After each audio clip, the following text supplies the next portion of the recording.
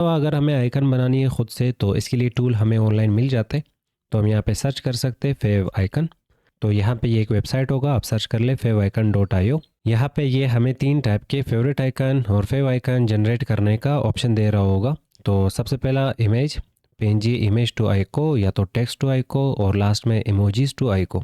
तो हम यहाँ पे टेक्स्ट वाले ऑप्शन पे क्लिक करते। क्लिक करने के बाद यहाँ पे आपने क्या दिखाना है वो आप यहाँ पे लिख सकते हैं। जैसे कि टेक्स्ट इस वक्त एफ दिखाया जा रहा है और यहाँ पे हमें प्रीव्यू में एफ दिखाया जा रहा होगा। तो हम यहाँ पे इसे ख़त्म करके लिखते हैं एन लिखने के बाद नेक्स्ट आपको बैकग्राउंड कैसा चूज़ करना है। जैसे कि राउंडेड रेक्टेंगल हमें यहाँ पे दिख रहा होगा, हम यहाँ पे क्लिक करके सर्कल चूज़ कर सकते। स्क्वायर, तो 3 टाइप के आपको यहाँ पे शेप्स मिल जाते हैं। इसके अलावा यहाँ पे फ़ॉन्ट, आपको जो भी फ़ॉन्ट चाहिए होगा यहाँ से आप फ़ॉन्ट सेलेक्ट कर सकते हो, और फ़ॉन्ट के रिलेटेड आपको यहाँ पे वेरिएंट्स मिल जाते। तो ये हमेशा फ़ॉन्ट पे डिपेंड करता, कुछ फ़ॉन्ट यहाँ पे मुख्तलिफ किस्म के वेरिएंट सपोर्ट कर रहे होते, तो वो वेरिएंट्स आप यहाँ से सेलेक्ट कर सकते हो। और लास्ट में यहाँ पे हमें फ़ॉन्ट का साइज़ मिल जाता। तो फ़ॉन्ट का साइज़ आपको जो भी रखना हो, जैसे कि इस वक्त 110 आ रहा है तो हम यहाँ पे 130 रख लेते हैं। तो फ़ॉन्ट का साइज़ यहाँ पे बढ़ चुका होगा। इसके अलावा हमें यहाँ पे फ़ॉन्ट का कलर और बैकग्राउंड कलर भी चेंज करने का ऑप्शन मिल जाता। तो फ़ॉन्ट का जो कलर है इस वक्त आ रहा होगा वाइट, तो मैं यहाँ पे इसे कर लेता हूँ रेड। और जो बैकग्राउंड कलर है वो ब्लू, पर ब्लू इसके साथ मैच नहीं करता, तो हम यहाँ से ब्लैक कलर चूज़ करते हैं। तो यहाँ पे ओवरऑल आइकन क्रिएट हो चुका है। हमें यहाँ पे डाउनलोड का बटन मिल जाएगा, डाउनलोड बटन पे क्लिक करेंगे,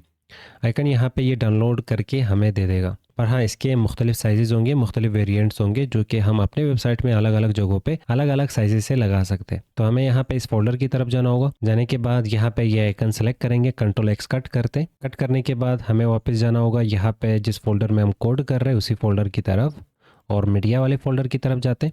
यहाँ पे कंट्रोल वी पेस्ट करते हैं इसी फोल्डर को, और इस पर राइट क्लिक करते। अगर आपके पास जिप है तो ठीक